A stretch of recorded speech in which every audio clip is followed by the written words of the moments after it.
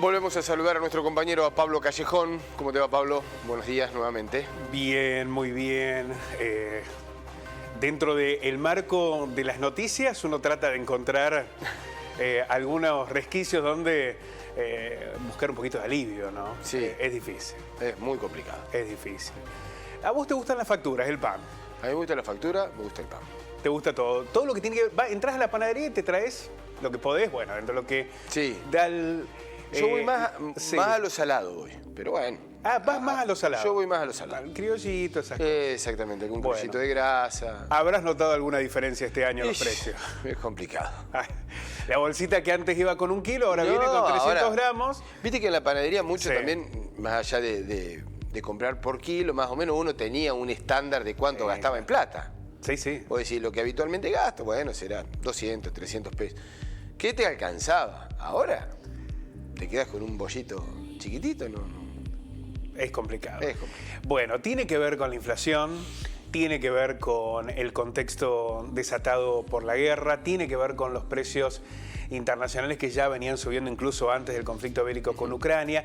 Hay muchos elementos que aquí se están poniendo en juego y en debate. Ayer el gobierno nacional, en un intento por impulsar, darle más efectividad a un proceso que todavía es muy incipiente, se reunió con empresas ligadas con el sector harinero para este fondo compensador que lo que busca es bajar los precios internos y que de alguna manera las empresas no pierdan a través de esos recursos que genera el propio sector agropecuario y que el gobierno devuelve, ¿no? Es un fondo que de alguna manera regresa a quienes forman parte y que hasta ahora, decimos, muy incipiente porque son muy pocas las voces que se han manifestado y que se han incorporado directamente a esta medida. Lo que intenta Feletti, el secretario de Comercio, es generar una aceleración en la incorporación de estos procesos, pero con un inconveniente, que no se puede dar este fondo compensador a través de cámaras,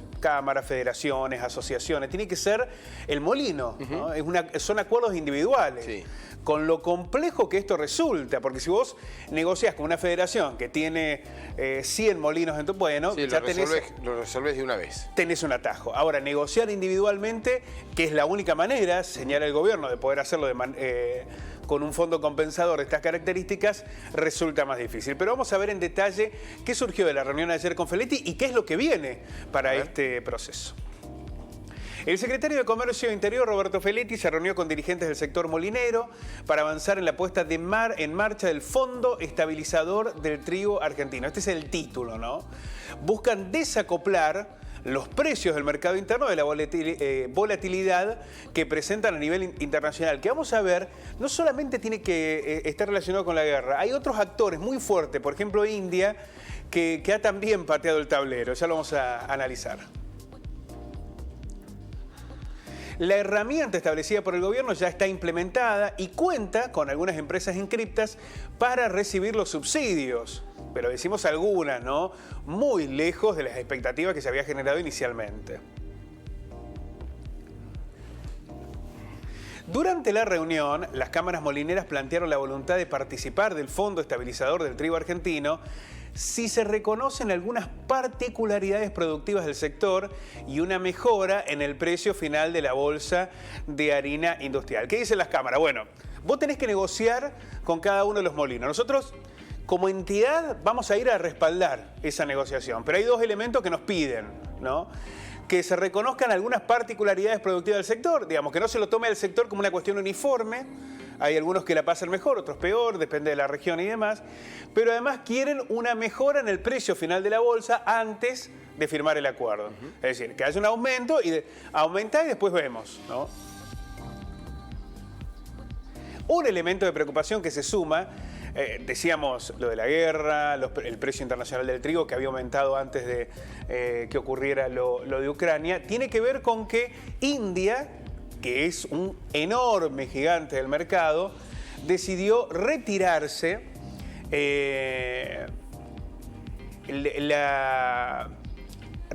retirarse de la mesa de la negociación del trigo. Y cuando eso sucede con India, bueno, hay un elemento allí que termina siendo más que influyente. También se plantearon las dificultades que genera la presión de exportadores locales en la compra del trigo destinado al mercado interno. ¿Qué dicen los exportadores locales? Yo quiero el mismo precio del internacional. Si negociamos, pagame lo que me va a pagar. Hubiese recibido vendiendo afuera. Efectivamente. Desde el gobierno señalaron que para la puesta en marcha del fondo estabilizador se trabajará de manera individual con cada una de las empresas molineras, lo que señalamos al comienzo. Las federaciones, asociaciones y demás entidades no reúnen los requisitos para aplicar como destinatarios los desembolsos del fideicomiso que se asigna a estas empresas. Ese fondo, ese subsidio, ese reintegro que hace el gobierno no lo pueden recibir las entidades. Sí o sí lo tienen que recibir las empresas, por lo cual las entidades pueden acompañar la política, pueden gestionar, pueden negociar con el gobierno, pero después es una decisión individual. Va al molino y acuerda. La Secretaría además se va a reunir hoy con directivos de cámaras de pastas frescas, propietarios de pizzerías, casas de empanadas y actividades afines, fideros, asociaciones de panaderos. Quieren también incorporarlos a este debate porque si bien son el último eslabón de la cadena, el que debe enfrentar los costos, no es menor el rol que pueden ocupar también en la presión o en la disposición del compra y venta como núcleo del mercado harinero en la Argentina.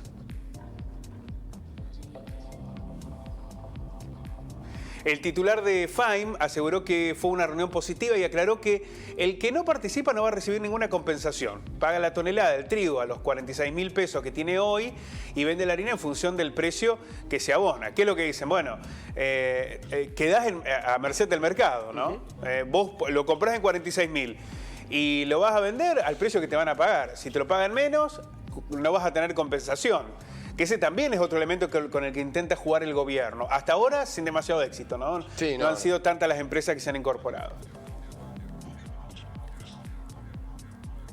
Desde FAIM señalaron que la bolsa de harina de 25 kilos estaba alrededor de 1.300 pesos en valor promedio de mercado en febrero, previo al inicio de la guerra en Ucrania, y después de la guerra en Ucrania se fue a 2.000 pesos. Fue un aumento muy fuerte, estamos hablando de un par de meses nada más.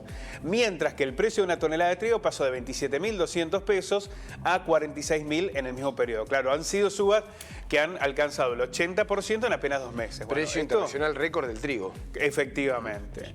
Un escenario que evidentemente complica. Es cierto que el precio de la harina no es todo. Implica, creo que es un 25%. ¿no? Ese era un debate también, ¿no? Sí, claro. A ver, subsidiando la harina no van a lograr que baje el precio porque no tiene una gran incidencia en el precio. En algún momento se había hablado del 25% del precio total, Sí, ¿no? sí.